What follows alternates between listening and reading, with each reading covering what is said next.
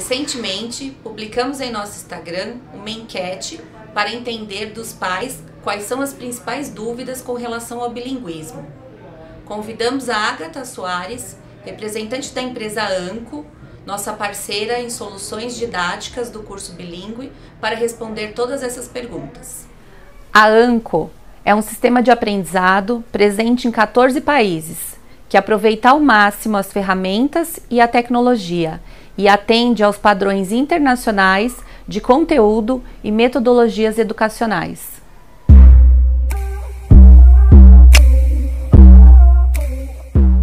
Oi, Agatha, tudo bem? Tudo bem, Jana, e você? Tudo jóia. Obrigada por ter aceito o convite. A gente vai começar. Vamos falar sobre o bilinguismo na prática? Fala um pouquinho pra gente. O que seria isso? Falo sim. Eu gostaria de agradecer também pelo convite. É sempre um prazer conversar com você, estar aqui no Ranieri. E esse projeto que vocês estão fazendo é incrível, de comunicação com os pais, com as famílias. Bom, o bilinguismo na prática, né? Acho que quando a gente pensa em bilinguismo, a gente está pensando numa ideia tanto de um indivíduo, uma pessoa, quanto de uma população que tem um contato com outro idioma, além da língua materna, né? Então a gente pode ter o contato, um uso frequente e um contato, uma imersão com outro idioma ou até mais. A gente tem alunos, por exemplo, aqui no colégio, que estão tendo contato com o bilinguismo dentro da sala de aula, com conceitos, aulas, diferentes conceitos e conteúdos em inglês, mas a gente pode ver na própria sociedade também, como a gente tem muitos conteúdos em inglês, a gente vê jogos em inglês, a gente vê cartazes, músicas. E um exemplo social que eu acho bastante interessante quando a gente fala de Brasil é que a gente tem uma língua oficial além do português, que são as Libras. Então, é um contexto bilíngue já na própria sociedade, né? Não só pensando no inglês, mas existem outras linguagens. Ok. O aprendizado simultâneo de duas línguas, ele gera confusões para a criança? Eu acho que confusão, eu trocaria confusão por mescla. Porque confusão pode ter um aspecto negativo.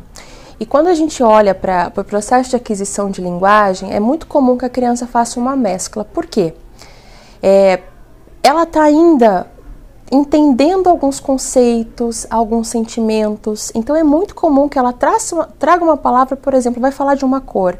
Eu quero aquele vestido ou aquela bola blue. E tá tudo bem, porque ela ainda está fazendo uma referência entre conceito e como ela pode expressar isso. Então é extremamente comum. É até positivo, porque isso faz parte do processo de aquisição de linguagem. Não é confusão. Não tá errado, né? De forma alguma. Não deixa de ser blue também. Não deixa de ser blue. É só uma forma diferente. A gente pode, por exemplo, isso é uma coisa muito curiosa. Eu morei em Curitiba há muito tempo. Lá a gente não falava estojo, a gente falava penal. Mas é a bolsinha de botar caneta também. Então isso é algo interessante. Da mesma forma como a gente tem variações dentro do nosso próprio país, a gente vai ter essa variação também com outro idioma. Tá. Muitos pais têm medo que o bilinguismo possa atrasar o desenvolvimento da fala na língua materna. Isso é possível? Então, não é um atraso. Pelo contrário, a criança ela vai estar exposta a diferentes inputs, né, entradas, motivações num outro idioma. Então, o que acontece? Quando a criança ela começa ali muito pequenininha a ter já contato com outro idioma ou outros idiomas, ela vai perceber, vou dar um exemplo através dos sons. A gente, quando é bem bebezinho, pequenininho, a gente costuma falar assim, b, b, b, p, p, p. São sons que estão muito relacionados a sons que tocam os dois lábios. A gente mama, somos mamíferos quando bem pequenininhos, então esses sons são muito comuns. Quando a criança ela começa a reproduzir, a perceber, ela articula de forma a copiar o que o pai, a mãe ou as pessoas ao redor dela estão, como elas estão pronunciando, como elas estão articulando, movimentando. Quando a criança está exposta a outros idiomas, ela tem uma gama muito maior de sons possíveis. Então, não é um atraso, pelo contrário, é um repertório mais amplo. Então a criança, ela está entendendo desde sons, palavras, conceitos. Algo que é muito interessante de pensar é que quando a gente trabalha com a educação infantil, um ponto muito forte é trabalhar sentimentos, trabalhar com texturas. É importante que eles comecem a entender como se expressar. A gente trabalha muito com a autorregulação, né? Com essa expressão, a verbalização. Então, essa dúvida de vai causar um atraso, pelo contrário, é uma exposição e criando uma possibilidade, desculpe, muito maior de repertório para essa criança. Sons, palavras, conceitos, então de forma alguma é um atraso. Ela vai acabar tendo até uma pronúncia melhor, pelo que eu estou entendendo. Bem melhor, porque desde criança ela já vai entender, vou dar um exemplo muito claro. A gente não tem o som quando a gente vai agradecer, em inglês a gente fala thank you. Esse th, ele não existe em português, o TH, então a gente fala th. Esse é um som que a criança ela já vai perceber desde criança e vai ser muito natural. Ou, por exemplo, quando a gente vai falar menina ou mundo em inglês, que é girl, world. Então, são sons que a gente não tem em português, mas a criança ali desde pequena, se ela já tiver contato com a forma de falar, brincando, fazendo atividades de uma forma extremamente imersiva, que é uma proposta bilíngue de imersão, isso é muito natural e, sem dúvida, é um repertório muito mais amplo e natural para a criança com o passar do tempo. Tá. Outra dúvida comum das famílias sobre o bilinguismo é se ele vai impactar negativamente no processo de alfabetização da criança, principalmente as crianças que têm idade entre 5 e 8 anos. Como é que funciona esse processo, Ágata? Essa é uma dúvida muito comum e tem um pouco a ver com esse processo de aquisição de linguagem com a pergunta anterior, né? A gente vai seguindo alguns anos depois.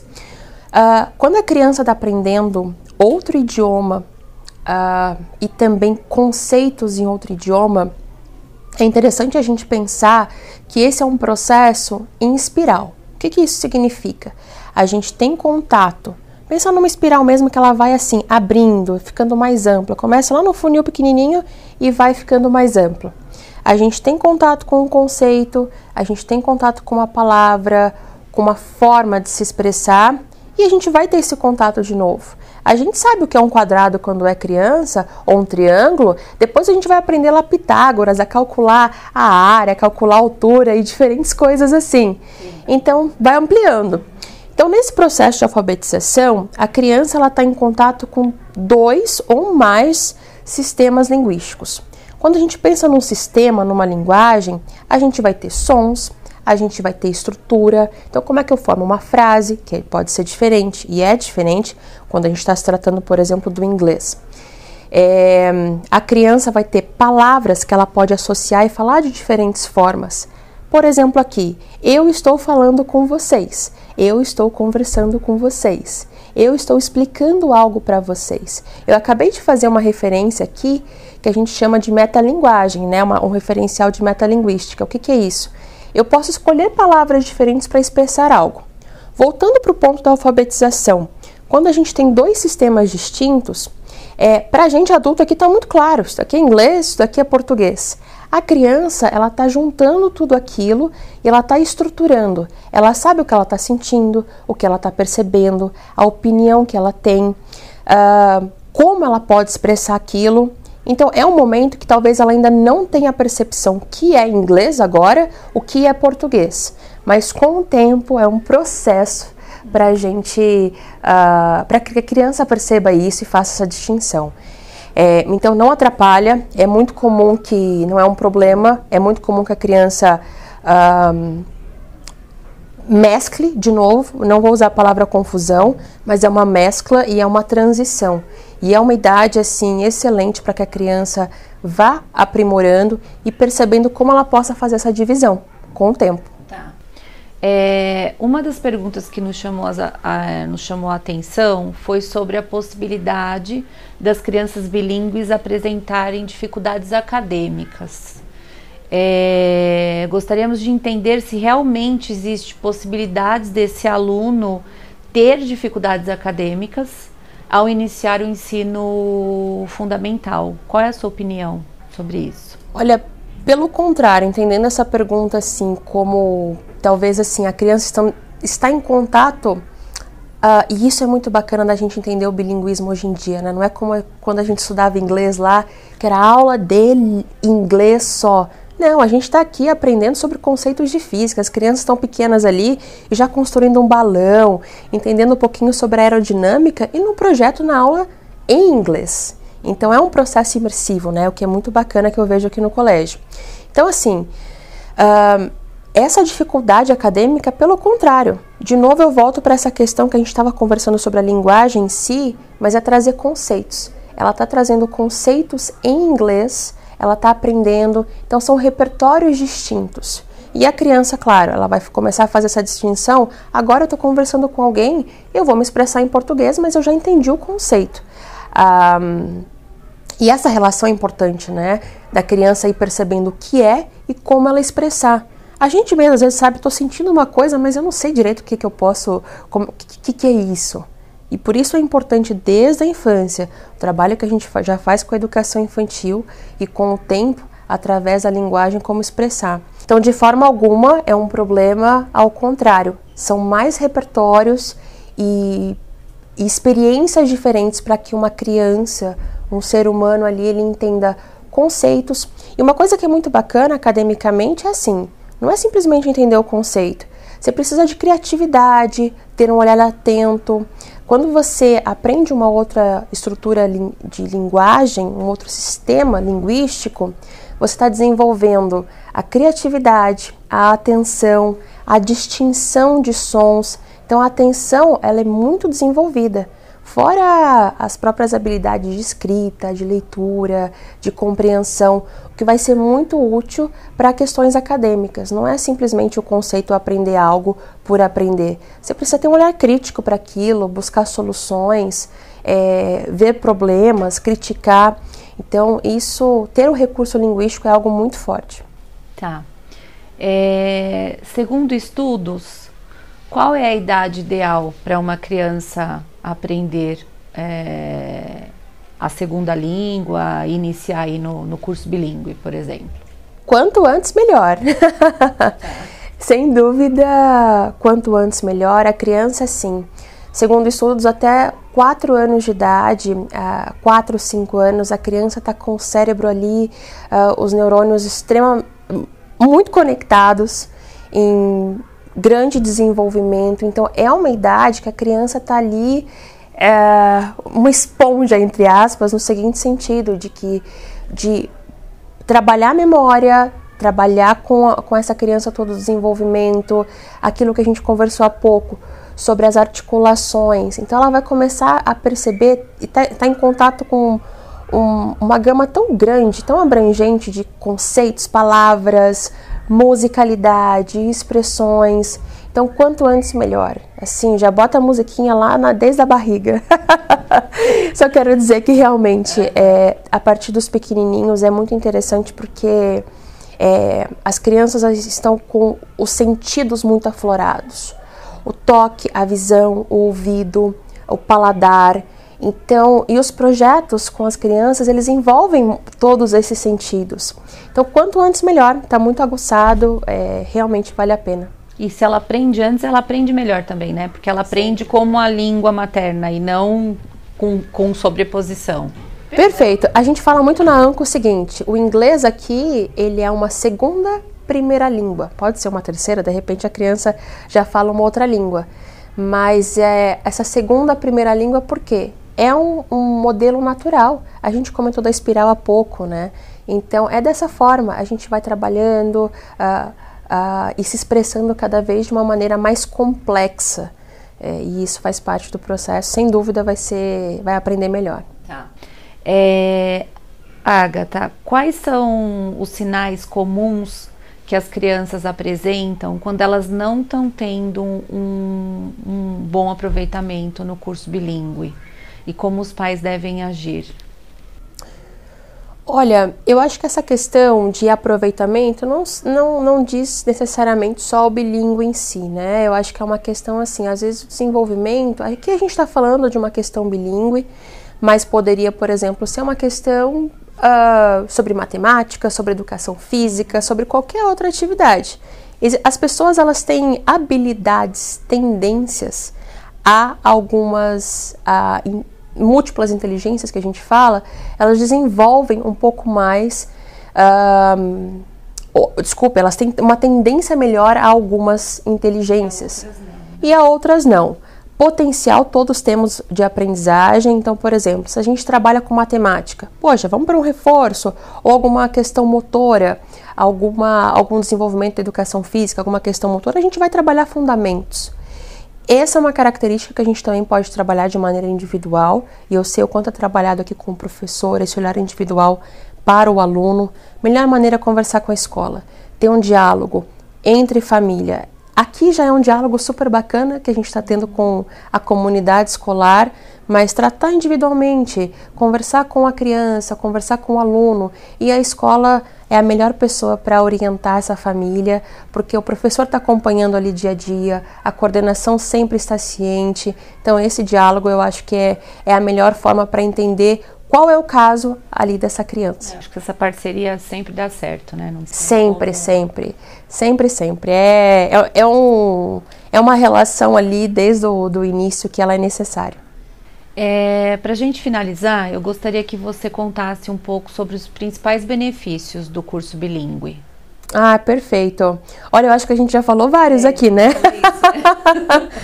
Mas aprender um novo idioma, eu quero aproveitar e acrescentar algumas coisas, né, além do que eu falei. Primeiro, em relação assim, a você poder se comunicar num outro idioma. O desenvolvimento fisiológico, o teu cérebro vai trabalhar com a memória, com a atenção, com a percepção de sons. Então você vai entender, tá, esse som aqui, ele tem um valor, ele tem um significado. Vai trabalhar com a criatividade, com o olhar crítico, fora a possibilidade de você compreender mais sobre o ser humano. Eu acredito muito que quando você viaja, por exemplo, ou vai ler em outros idiomas, tem acesso a diferentes culturas, você aprende muito sobre si, você aprende muito sobre o universo, sobre o mundo, você vai aprender sobre como é que as pessoas cozinham, o que elas comem, como é que é a temperatura, que tipo de tecido elas usam, porque faz frio ou faz calor, o que eles desenvolveram lá enquanto transporte. Você vai aprender nomes, como é que eles chamam aquilo.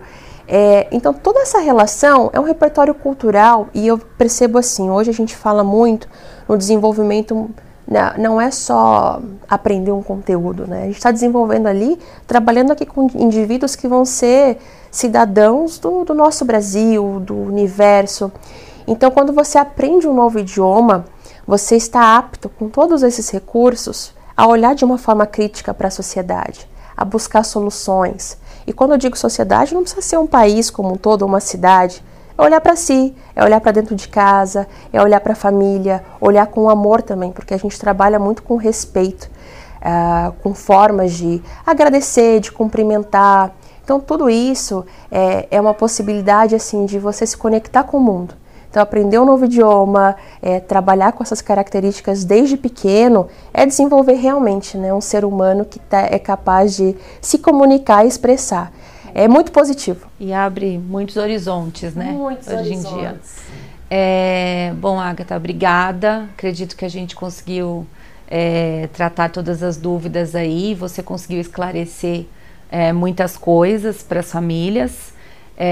No próximo Honeycast a gente vai falar com a coordenadora do serviço adicional, Ana Paula, entender um pouquinho como é que funciona o dia a dia e as atividades das crianças aqui na escola no período estendido. Não percam. Até lá. Muito obrigada.